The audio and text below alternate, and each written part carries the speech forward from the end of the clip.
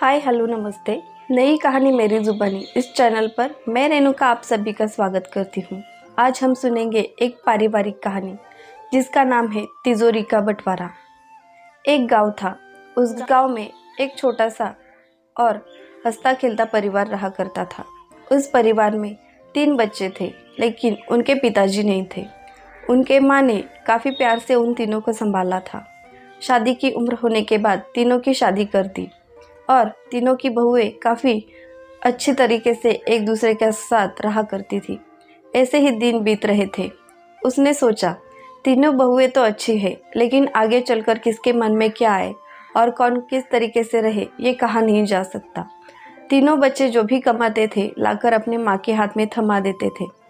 उसने शहर से एक अलमारी बनाई और उस हुई अलमारी में उसने एक छोटा सा और एक तिजोरी बनाकर रख दी, जिसमें तीनों बहुओं के नाम पर उसने एक एक बक्सा रखा और तीनों के जेवरात उसमें रखवा दिए। उसके जेवरात भी वो वही रखती थी। ऐसे ही कुछ दिन बीतते गए। उनके पास काफ़ी सारे पैसे इकट्ठा हो गए थे। उसने सोचा, हमारे पास छोटा सा घर है, इसे थोड़ा सा बड़ा कर दिया जाए तो आने जाने वाले लोगों के लिए भी कोई दिक्कत नहीं होगी। पैसे ज़्यादा इकट्ठा हो गए थे, इसलिए उसने थोड़ी सी ज़मीन खरीद ली और उस पर एक जैसे ही और 2 घर बनाए और जिस घर में वो रहते थे उस घर को भी अच्छी तरह से बनवा लिया। ऐसे ही कुछ दिन बीत गए। बहुओं के समझ में नहीं आ रहा था कि माँ जी ये क्या कर रही है। हमारा इतना अच्छा घर होते हुए भी इन्होंने ये 2 घर क्यों बनाए हैं? क्या माँ जी हमें अपने से दूर करना चाहती है? उन तीनों ने एक दिन ऐसे ही सोचा कि हम माँ जी से बात करेंगे कि हम हंसी खुशी रह रहे हैं, लेकिन फिर भी आपने ऐसा क्यों किया। वो तीनों गई और अपने सासू माँ से बोलने लगी। तब सासू ने कहा, क्या है ना, आगे चलकर तुम दोनों में झगड़े हो तो तीसरे का क्या, इसीलिए एक घर में 2 लोग रह सकते हैं। इतना बड़ा तो घर है हमारा, लेकिन तुम 3 बहुएं हो, इसलिए मैंने 3 घर बनवा दिए हैं। ये जो घर है यहाँ पर एक रहेगी और दूसरे दोनों में और 2 रहेगी, लेकिन जब तक मैं जिंदा हूँ तब तक हम सब साथ रहेंगे। आगे चलकर तुम्हारी मर्जी, जिसे जहाँ रहना हो वहाँ पर वो रहेगी, लेकिन जब तक मेरी सांसें चलती है हम एक साथ ही रहेंगे। हमारा परिवार ऐसे ही खुशहाल रहे, ऐसा मैं चाहती हूँ। लेकिन आगे चलकर तुम तीनों में से कोई भी ऐसी बात ना कहे कि सासू माँ ने हम पर अन्याय अत्याचार किया है। इसलिए सारे घरों को मैंने एक जैसा ही बनवा दिया है, ताकि किसी के मन में कोई कटुता ना रहे। ऐसे ही दिन बीत रहे थे। उनके घर में काफ़ी सुख और शांति थी, इसलिए लक्ष्मी का भी उन पर अच्छी तरह से वर्षा हो रहा था। ऐसे ही कुछ दिनों में वो काफ़ी अमीर लोग बन गए।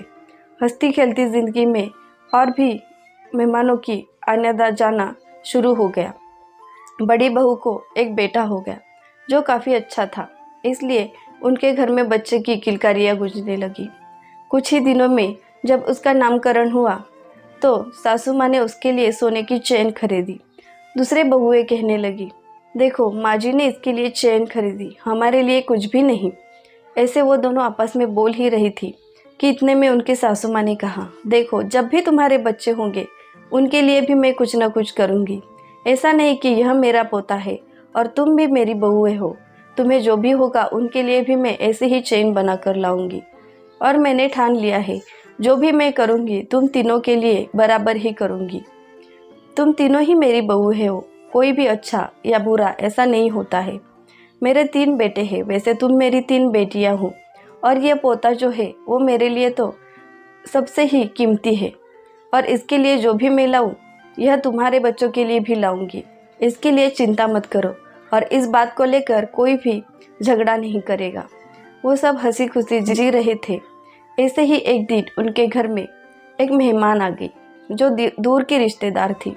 उसने सोचा, कितने गरीब थे ये लोग और अब कितने अमीर हो गए हैं, और देखो ये देवरानी जेठानियाँ कितनी अच्छी तरीके से रहती है, मानो जैसे कि तीनों बहनें ही हो। ना तो झगड़े हैं ना ही क्लेश है। ऐसा ही रहा तो इनकी उन्नति ऐसे ही बढ़ेगी।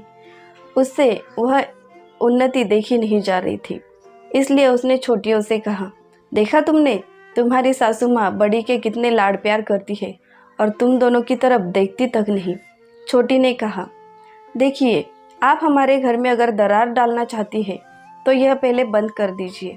दीदी की डिलीवरी हुई है, उन्हें बच्चा हुआ है, उन्हें अच्छी तरह से खिलाना पिलाना ज़रूरी है और हमारी सासू माँ हमें अपनी बेटियों की तरह रखती है। इसलिए आप कुछ भी कहकर हमें उनसे दूर करने की कोशिश मत कीजिए। हमें अच्छी तरह से पता है, हर कोई आने जाने वाला हमसे जलता है और आप भी वही कर रही है। आप मेहमान हैं, मेहमान की तरह रहिए। हमारे परिवार में आग लगाने की कोशिश ना करें तो ही अच्छा है। उसकी यह बात सुनकर मेहमान आई हुई काफ़ी गुस्सा हो गई और उसने कहा, मेहमानों से ऐसी बात करना शोभा देता है? छोटी बहू ने कहा, आंटी जी, आप जो बात कर रही है यह आपको शोभा देती है? अगर यही बात मैं माँ जी को बोल दूँ तो आपकी क्या इज्जत रहेगी? लेकिन उसने ऐसा नहीं किया, क्योंकि ये घर पर आया हुआ मेहमान भगवान स्वरूप होता है, ऐसा हमारे माँ जी ने हमें कहा है। यह वो भूली नहीं थी। ऐसे ही कुछ दिन बीत गए, तीनों के बच्चे हो गए। तीनों के बच्चे के लिए बराबर बराबर चीज़ें बनाई गई, किसी को कम किसी को ज़्यादा, ऐसा हुआ ही नहीं। एक दिन अचानक ही सासू माँ की तबीयत काफ़ी ख़राब हो गई। उन्होंने एक वकील को बुलाया, अपनी सारी इस्टेट प्रॉपर्टी को बराबर बांट दिया और वह सारे कागज़ अपनी अलमारी में रख दिए। उनके साथ एक खत लिखकर रख दिया था, मेरी तबीयत ठीक नहीं रहती, मेरा कब क्या होगा इसका भरोसा नहीं। तीनों बहुओं के लिए मैंने 3 बक्से बनाकर रखे हैं, जिनमें उनके नाम के जेवरात रखे हुए हैं। वो जेवरात वो अपने अपने ले सकती है, जब चाहे वो अपने लिए ले जा सकती है, क्योंकि ये सब उन्हीं की अमानत है, उस पर मेरा कोई भी हक नहीं है। बच्चों के नाम के बक्से मैंने अलग रख दिए हैं। तीनों घर मैंने तीनों बच्चों के नाम कर दिए हैं और थोड़ी बहुत खेतीबाड़ी है वो मैंने अपने सारे पोतों के नाम कर दी है, ताकि उस खेती पर सिर्फ मेरे पोतों और पोतियों का हक हो।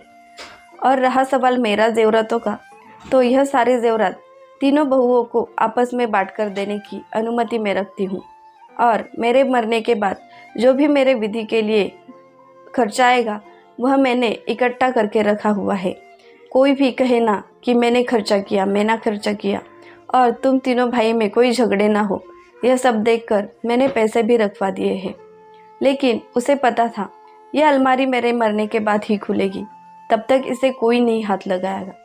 उसने नीचे लिखा था, मेरे मरने के बाद जो कुछ भी है वो तुम तीनों का ही है, लेकिन मैं चाहती हूँ कि मेरे मरने के बाद भी तुम सब एक साथ ही रहो। अगर कोई चाहता हो तो अपने अपने घर में जाकर रह सकता है, लेकिन कोई भी फंक्शन हो, कार्यक्रम हो तो सबको इकट्ठा होना चाहिए, क्योंकि एक साथ रहने से किसी पर भी काम का बोझ नहीं आएगा और काम बांटे जाएंगे। इससे हर कोई खुश रहेगा और तुम्हें भी अच्छा लगेगा। हर कोई एक साथ रहकर अच्छा ही होगा। इसलिए मैं चाहती हूँ कि मेरे मरने के बाद अगर तुम लोग अलग अलग भी हो गए तो भी हर किसी कार्यक्रम के लिए तुम एक साथ ही रहोगे और एक साथ ही कोई भी कार्यक्रम किया करोगे। ऐसे ही कुछ दिन बीत गए। माँ जी की हालत खराब हो गई और वो सच में मर गई। उनके मरने के बाद 13 दिनों तक उनकी अलमारी को किसी ने भी हाथ नहीं लगाया। उसके बाद जब उन्होंने अलमारी खोली तो वह खत उन्हें मिल गया और उन्होंने वह पढ़ा। पढ़ने के बाद सारे फूट फूट कर रोने लगे। मरने से पहले ही माँ ने हमारे लिए सब कुछ तय करके रखा है, लेकिन अब क्या होगा कि हमारे घर को संभालेगा कौन? जब तक माँ थी सब देखती थी, घर में क्या लगता है क्या नहीं इसका पूरा हिसाब ही माँ रखती थी। अब माँ के पीछे हम क्या करेंगे, कैसे रहेंगे, यह समझ में नहीं आ रहा था। लेकिन छोटी बहू ने कहा, कोई बात नहीं, माँ जी हमेशा अच्छा ही निर्णय लिया करती थी। माँ जी के बाद अब बड़ी दीदी ही सब देखेगी। माँ जी बड़ी थी इसलिए सब देख रही थी, अब दीदी देखेगी।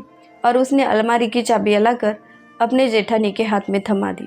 वो पहले नाना कर रही थी, लेकिन सभी ने उसे मनाया। सभी ने देखा कि हर किसी के हिस्से के कागजात बने हुए हैं, हर किसी के नाम का बक्सा बना हुआ है और यह सब आपस में बराबर बांट दिया गया है। और एक कोने में पैसे रखे हुए थे जो कि बचे हुए थे, इकट्ठा करके रखे हुए थे और वहाँ लिखा था, ये खर्चे के पैसे हैं, जितने चाहे निकाल कर ले सकते हो और जितने लिए उनका हिसाब भी रखा करो, ताकि आगे चलकर कोई दिक्कत ना हो। ऐसे ही दिन गुजर रहे थे। उनकी ज़िंदगी अच्छे से गुजर रही थी। माँ की दी हुई परवरिश उन्हें आज भी काम आ रही थी। वह इतने साल होने के बाद भी अलग नहीं हुए थे, क्योंकि उनकी माँ चाहती थी कि वो एक साथ रहे। माँ की परवरिश और माँ की बातें याद करते हुए सारे बच्चे एक साथ हंसी खुशी जी रहे थे और अपनी ज़िंदगी को अच्छे तरीके से, नई तरीके से जीने में वो व्यस्त हो गए थे। ऐसी ही नई नई कहानियाँ सुनने के लिए हमारे चैनल को सब्सक्राइब करें और अगर आपको हमारी कहानी अच्छी लगी हो तो मुझे कमेंट करके ज़रूर बताना। धन्यवाद।